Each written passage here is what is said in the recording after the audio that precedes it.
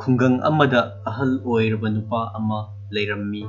Nupa asi khung-gang asida meepum khudingmak na khwaidagi heinadaba, nungsidaba, thengnaba, theinaba, heinadaba misak amma oirammi.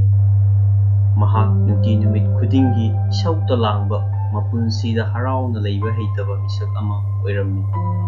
Chahi henna sangna mahakna hingliba makai khung-gang asigi miyoisingda henna nungaitaba oirammi. Mahaki wahi watasing aduki matik akiba oirammi. Nungti numit khudinggi thengnaba miyoisingda fattaba wahi shap-sonbanachingba kaya taurammi. Mahak leiba asina khung-gang asigi miyoi amata nungaiba phanglamde. Adubu nongmadi mahak Chahi 60 surammi. Madudagi sungtha thajadaba thautok ama thoklammi.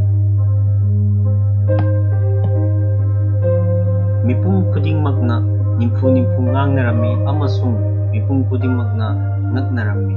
Maram asidagi khung-gang asida leiba meepum khudingmak ahaldagi angangdagi nupa nupi punna ahal adugi manakta laklammi.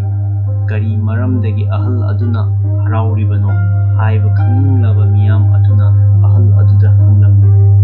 Miyam aduna ahal oiraba nahak kari taubudagi asumna hongaklibano. Wahang asi tabada ahal oiraba nupa aduna mamon noklaga asumna kumlai. Ahal oiraba nupa ai karisu taude, aina harauribagi maramdi atai karisu nate. Aina Chahi 60 chupna asengba harauba thirakpani. Adubu ngasi phauba phanglaktri. Masina karisu kanaba piramde.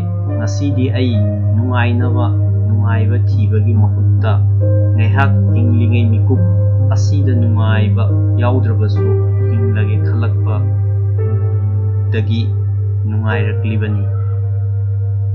Wari asigi moraldi nungaibadi thiragasu phangde, isana nungaiba penthokpa heiraba kandata nungaiba santi oiba phangi haibasini.